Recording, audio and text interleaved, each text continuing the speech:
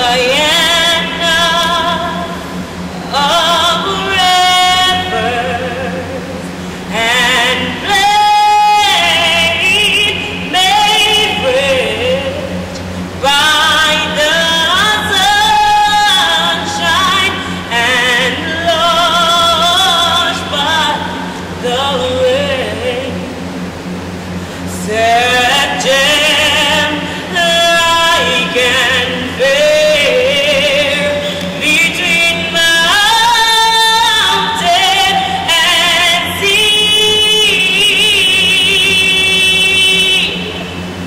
Your children salute you. The land of the free.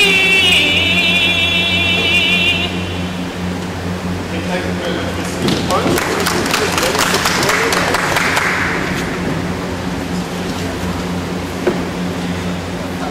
Okay, let me just introduce the head table. Well, I think Mr. needs no further introduction. We also have with us Mr. Nicholas Fraser, who is the head of Allied Arts, Ministry of Education. We have next to him Mr. Ian Kumar, Director of Sports. We have next to Mr. Kumar, Ms. Jennifer Cipriani Nelson, who is the marketing manager of Scotiabank. We have Mr. Barnum Rizaki, representative. Mr. Colin Baker, who is, let us say, co-chair presently of the committee for the school's football academy.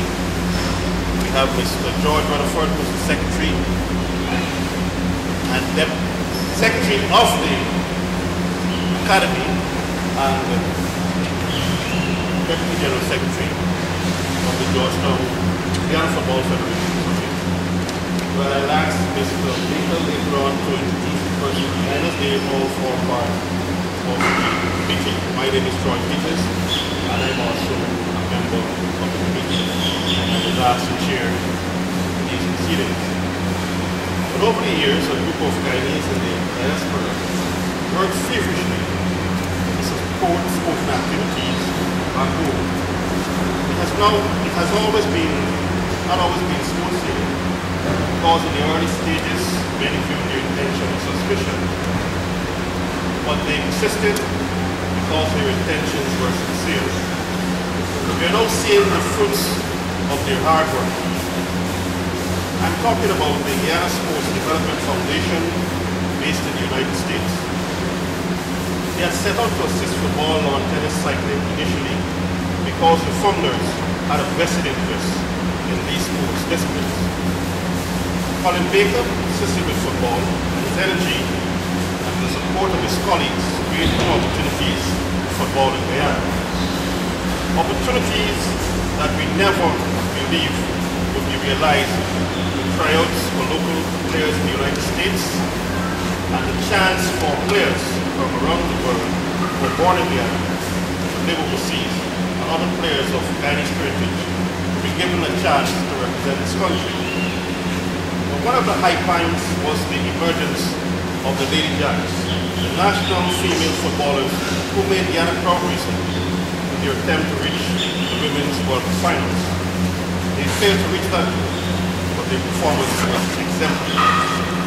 Today, the GSDF with the supporting stakeholders in Guyana and the diaspora started a new chapter in Guyana's launch of the Scotiabank Pepsi Schools Football Academy. The GSDF team was working behind the scenes for months to get this program off the ground.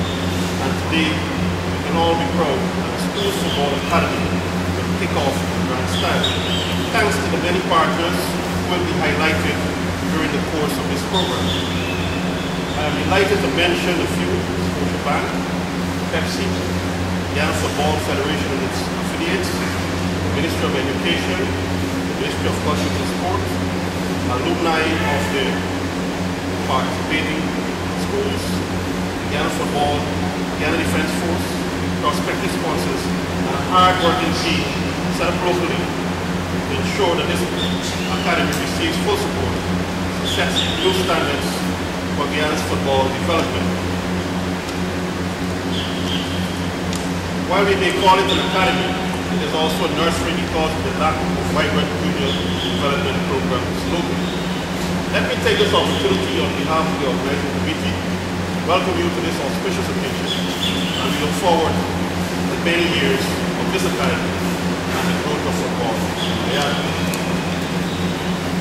Let me now ask Mr. Nicholas Fraser. In fact, we will ask first Mr. Colin Baker to give up the program outline. Thank you, Mr. Peters. Good day to all. A hearty welcome on this Valentine's Day. First, before I start, I just want to acknowledge the head table. I'll start with Mr. Neil Kumar, Director of Youth Sport, Mr. Nicholas Fraser, representing the Ministry of Education, which is Lisa, just graced us with her singing voice.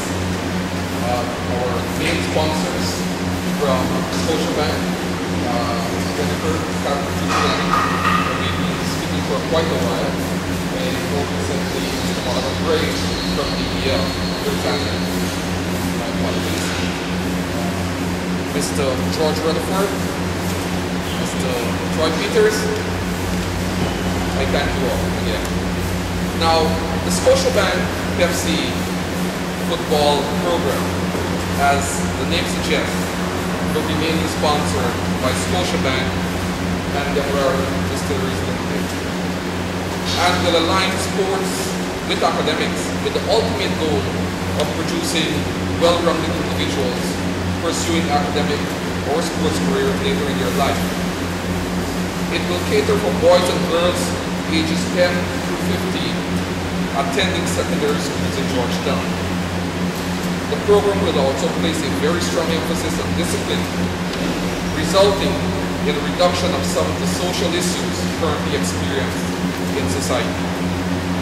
Scholarship opportunities will also be created for students in overseas colleges and universities, as we plan to utilize college coaches who will visit Guyana to do training and have seminars for students and local coaches during the program duration.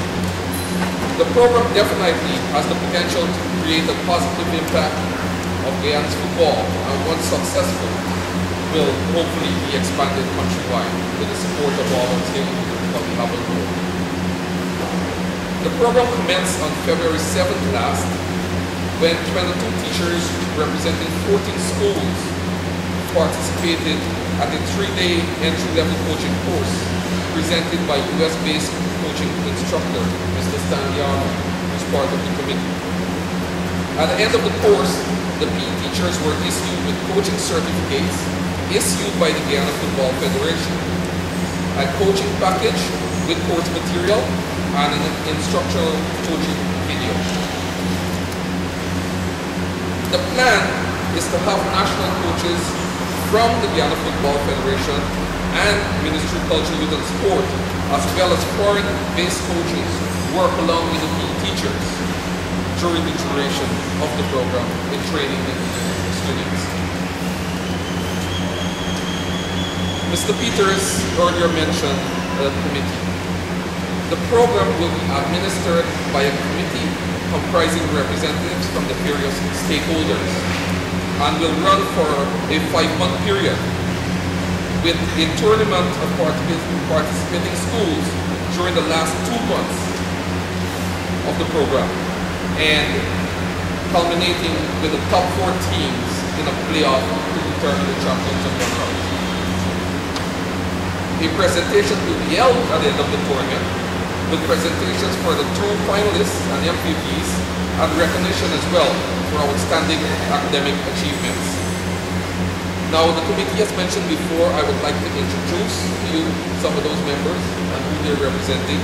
And as I call your name, if you can stand to be acknowledged. Representing the Ministry of Education is Mr. Lindy Longmore on the committee. the GFF representative and the secretary of the committee, Mr. George Rutherford. We have representatives of the Guyana Football Federation National Coaching Staff. And as mentioned, there will be a male and a female component of the program. The male will be Mr. Lyndon France and Mr. France above that, and female coach Ms. Sharon Abrams behind me. Then we have the Guyana Football Referees Council rep, Mr. Troy Peters. The Guyana Sports Development representatives, myself, Colin Baker, and Technical Director Stanley Garvin from New York. We also have the Ministry of Sports representative, Mr. Gordon Rapid, who will also be assisting with our coaching. We also have Mr. Sion Bristol representing the Guyana Teachers Union. Mr. Raul Welch as our media coordinator. So I'm sure you, the media, will be in contact with Mr. Welch and hearing from him quite often. We do have 3 designees on the committee as well. Mr. Barnett, the president of the Guyana Football Association. Mr.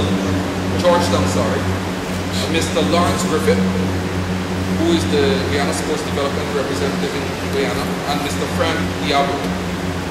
Our administrative assistant is Ms. Charmaine Wayne. Now, it seems like quite a few persons on this committee. However, each person will have their designated role as representatives for the body or group, whether it be Ministry of Education or schools. They'll be represented for it. Now, the program in its first year will have 10 participating schools selected by the Ministry of Education based on 2 main criteria.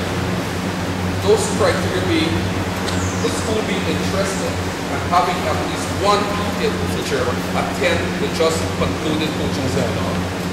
And secondly, the school having a sponsor to purchase their uniform and shoes. As I mentioned earlier, our main sponsors, Scotiabank and DDL, will be taking care of a lot of administrative things and a lot of equipment for the school.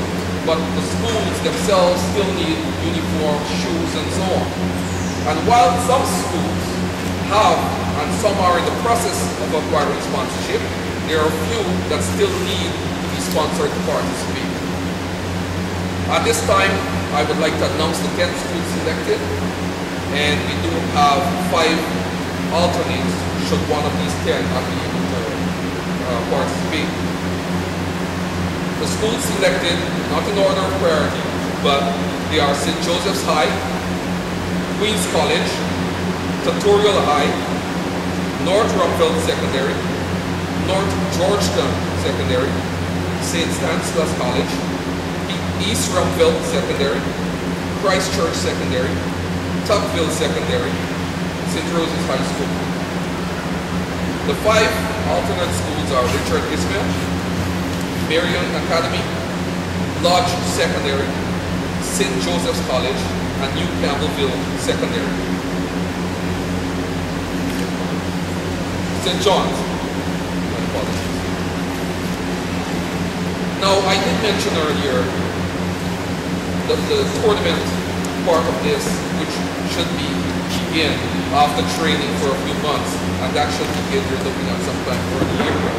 Prior to that, there will be a referees course where students will be encouraged to attend to become assistant referees. This will be, as I said before the start of the program, and the students attending will be able to gain experience during the tournament phase of the program.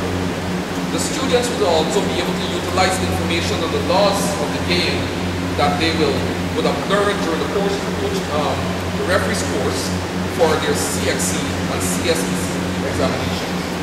And this will be worked out with the Ministry of Education. A website is currently being developed which will carry detailed information on the program,